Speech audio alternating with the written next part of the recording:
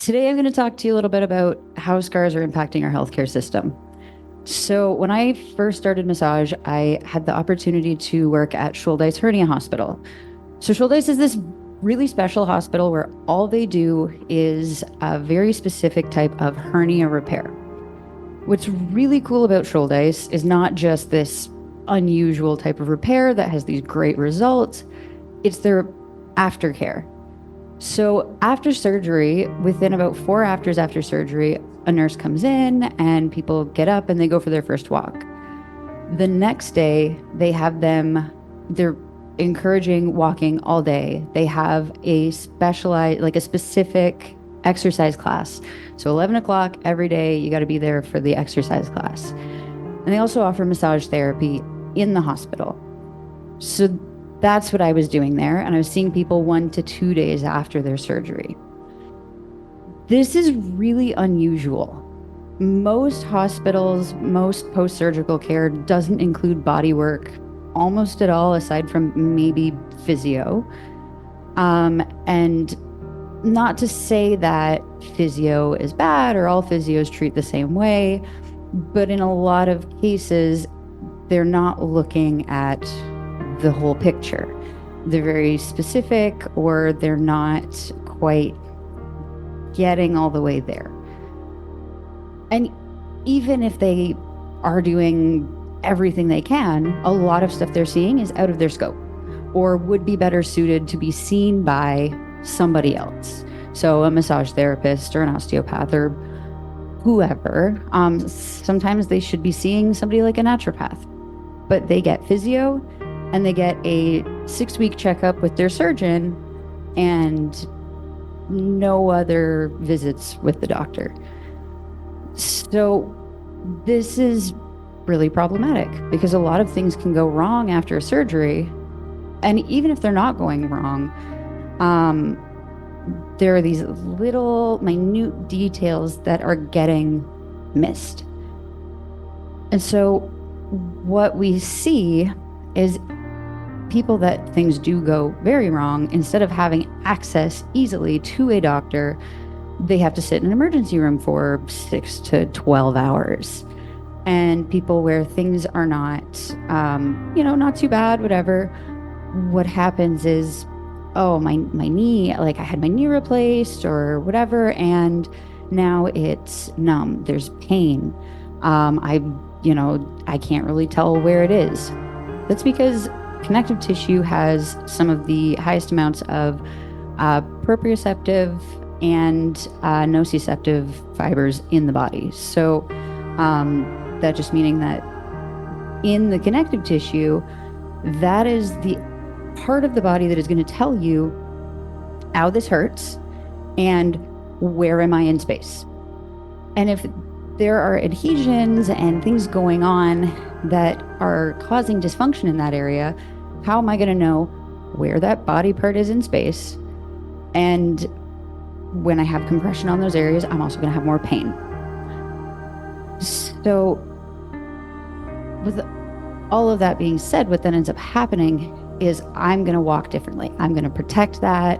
I had a specific client where she couldn't kneel on her knee, or felt she couldn't, because she couldn't feel the floor.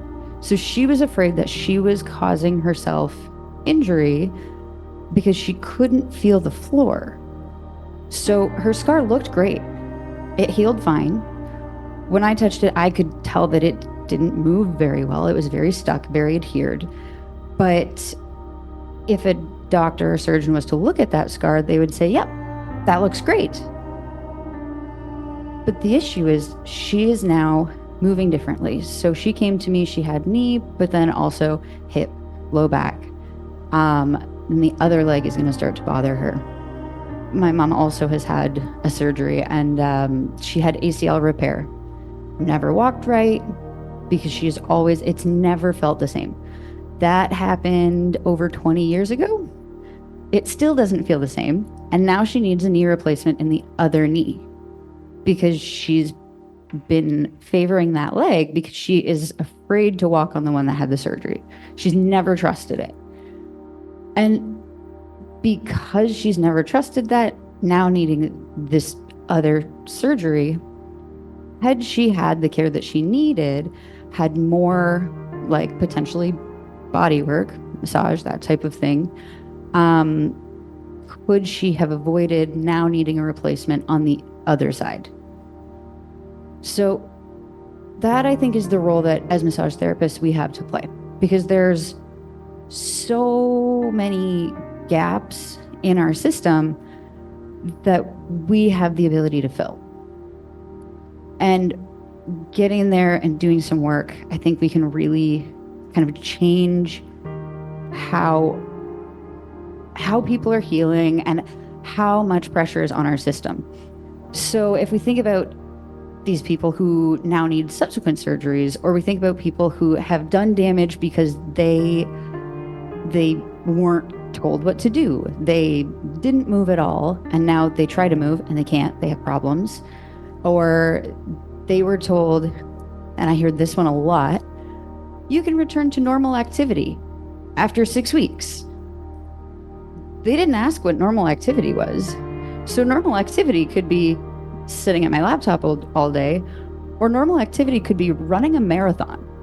You don't know what normal activity is, and that's never asked.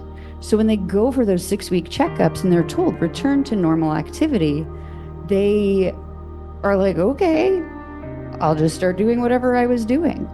And that could be causing, again, either they may be somebody who tends to be fairly immobile, and now that tissue, we know that if a muscle is in a shortened position for a long time, it adapts to that position. Well, if you think about now we're healing, whatever position we're healing in, the body's adapting to that position. So if you're not moving at all, it's very hard for the body to adapt a proper range of motion over that course of the healing process. If you're moving too much, not so much moving, but like overexerting, then you're putting too much pressure. And as the body lays down like the provisional matrix and starts to kind of do all of these like fun healing processes, it is being pulled all the time. And so then it starts to pull and pull and pull. And then we end up with hypertrophic scars. We end up with dysfunctional scars and other things that are causing, like more adhesions, causing these like limited ranges of motion and causing restriction. The restriction not only affects their movement, which, as I've mentioned, affects now how they're holding their body and can potentially lead to more arthritis, more surgeries on other areas of the body. They're also going to have potentially more swelling remaining in those areas. Even like years later, you'll see people who have swelling in those areas. And it's because there's so much adhesion, so much buildup in there that the lymphatic system can't function properly. It's very hard to move fluid through basically a tangled web. As well, like with the blood and the lymph and all of these things trying to move through there, you also have the nerves trying to communicate. So I always tell my clients, I'm like, it's like trying to find your friend in a field versus a forest. So the more adhesion we have in there, it's the forest. So if I'm in the forest looking for my friend, I'm like, I don't know where you are. Like, I can't see you. But if I stand in a field and I'm looking for somebody, I go, hey, what's up? And when we have all of that restriction and they're trying to communicate through a forest, that's when we're getting the numbness. So even if those nerves are properly connected after the surgery, they may not be able to communicate. So with the body work, with massage, anything that's going to be able to create some space in those tissues and allow for some glide and some movement, we are able to communicate, like, improve the communication of those nerves. So then we're decreasing the numbness that they're experiencing. We're decreasing swelling that they're experiencing long term. And bringing it back to, as I mentioned, more of the nociceptors, more of the pain receptors in those tissues as well. By doing some of this work and taking tension off of those pain receptors, we can also decrease their pain. All of these things come together, and essentially, if you're having those issues, you're going to be going to your doctor more. You're going to potentially be taking more painkillers, taking, different medications to try and manage these problems that aren't something that need to be managed with medication. They need to be managed with manual therapy. And so then we end up with people who have all of these issues with medications, potentially leading to more addiction issues, more overdoses, that type of thing. So then not only now have we added stress to the healthcare system by having more surgeries, we also have added stress to the system because we're using more pharmaceuticals, which then have their own side effects and potentially put more people in the hospital that way.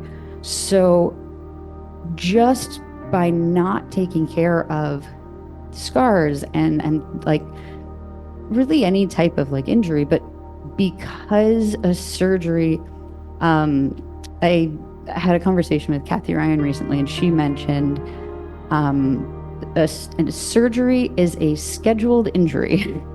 And so we have these scheduled injuries, and basically nobody's telling us what to do with them. If you have an accident out in the wild, there's nobody there to tell you. But when you have a surgery, someone is there who should know, who should be able to tell you. But they don't. You're not being given any home care. And the home care that you are given probably is like, go to your physio and they'll take care of it. But again, a lot of what they're going to be seeing is kind of out of their scope. It's not stuff that they necessarily have the tools to be working with, because physiotherapists are very, very good at movement, but not always mobility. Whereas the hands-on therapies, like your osteo, like your massage, is good for mobility. And you can't have movement without mobility. All we do by doing more movement with poor mobility is create more problems. So balancing those things out is very, very important.